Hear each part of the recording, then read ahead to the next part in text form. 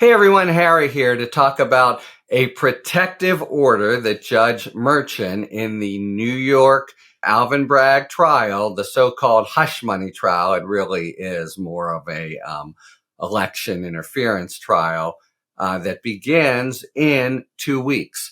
So the headline is that he entered one. You don't just do that willy-nilly, but he entered one invoking the incendiary statements that Trump has raised in other settings, and the things that, really the biggest problem in terms of control with Trump is this supporters problem or a lone wolf problem, right? He insults Judge Chutkan and somebody in Texas, and this is a real example, issues a death threat to her and the like. So he was asked by the prosecution to impose a gag order that keeps the jurors' names from being released, because once they're out in the water there, this happened in with the advisory special grand jury in Fulton County.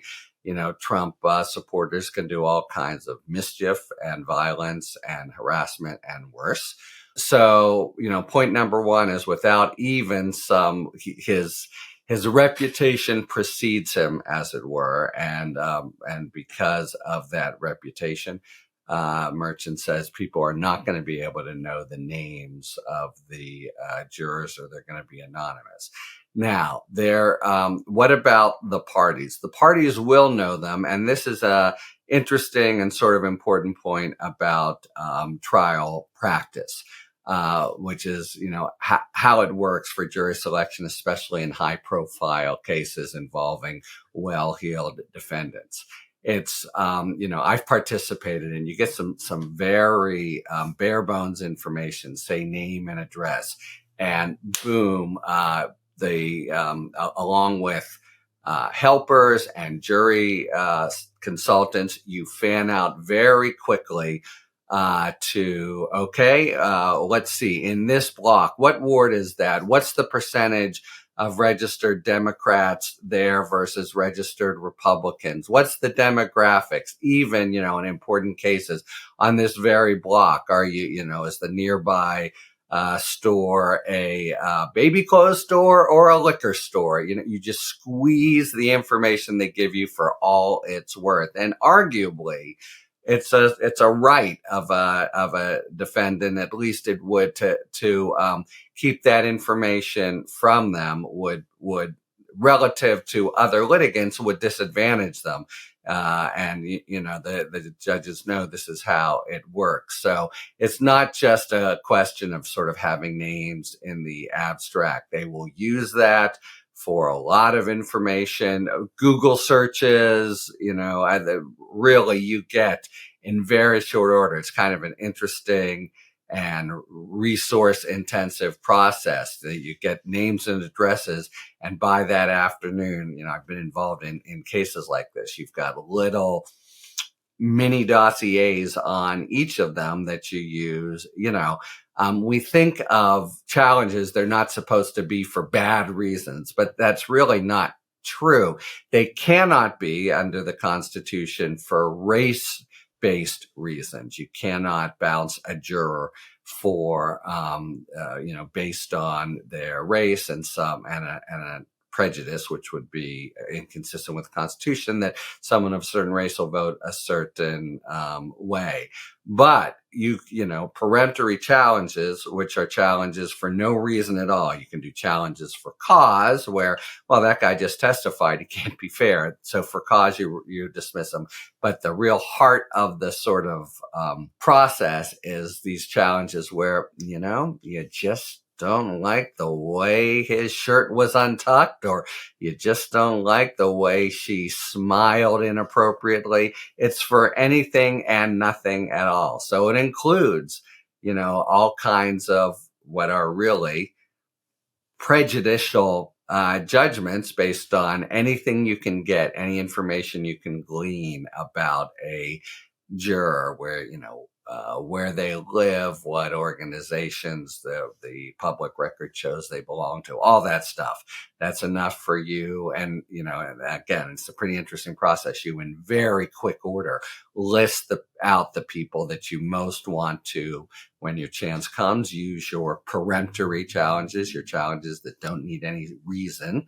And so that's why it is important generally, though it comes as a surprise to people, that all that happens to get this information in jury selection. There are certain trial lawyers who hold to the credo that the most important part of a trial is this exact process. And, partly a trial lawyer will do it by nose and whether his antenna get, buzzing, but they also, you pick up a fair bit of information pretty quickly and you use it. So they'll be able to have Trump, and the lawyers will have name and address, and they'll generate a fair bit more, but otherwise they might even keep it from, Trump if they could, but for this process.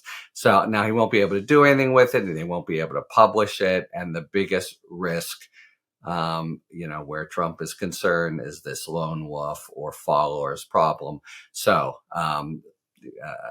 two-part message here. One, even without any sort of showing that anyone has been prejudiced or threatened or harassed, the judge enters an order based on Trump's track record. But two, the basic information which will be used and mined in the jury selection process still goes to the lawyers, the juror consultants, and necessarily Trump himself, but they can't, do anything with it to threaten an individual juror. All the jurors will know that they know that their names and addresses are at least known to the parties. That's the way it generally works, but of course always special where Trump is concerned. So it's really happening, 2 weeks from now, unless Trump comes up with some motion to try to suspend the whole thing.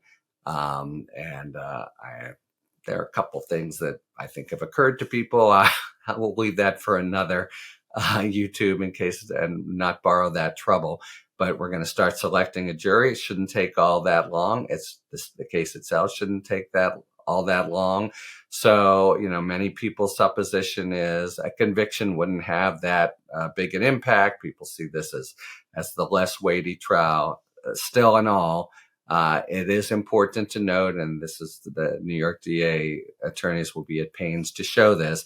This isn't, the tawdry case, the embarrassing case to Trump. It is that of a affair with a porn star when his wife has a newborn at home and all that kind of sleazy Trump behavior. But it's really about the election and keeping information from voters in the wake of the Access Hollywood tape revelation, which the parties, by the way, are going to try to use. The DA is going to try to use at trial, and that's going to prompt a brouhaha over litigation.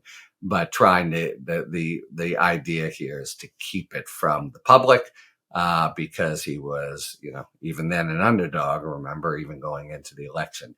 And it was for the impact on the election. And that makes it a different kind of case, a case that, maybe not as big as other things he has done, but nevertheless that was designed specifically to keep the voters from being fully informed. And that's a serious and righteous matter to be prosecuting.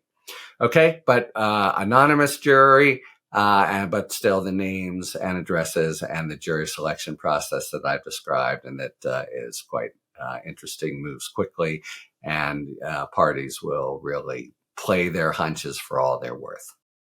Talk to you later. Hi, everyone. Harry here with a really exciting announcement. Talking Feds is bringing our lively discussions with prominent national figures live to San Diego. Talking San Diego is a new series of conversations with some of the country's most interesting and bright minds from the worlds of politics, public policy, law, and more. Our first event is just around the corner. Join me for a conversation with Congressman Jamie Raskin on Monday, March 18th at 2 o'clock in downtown San Diego. You can click the description box below for more information on the event and the series and find out how to purchase tickets, which are going fast. I can't wait to have some of our most well-known friends of the podcast join me in person before a live audience. Thanks for tuning in. If you enjoyed this video and other Talking Feds content, please take a second to like and subscribe. Talk to you later.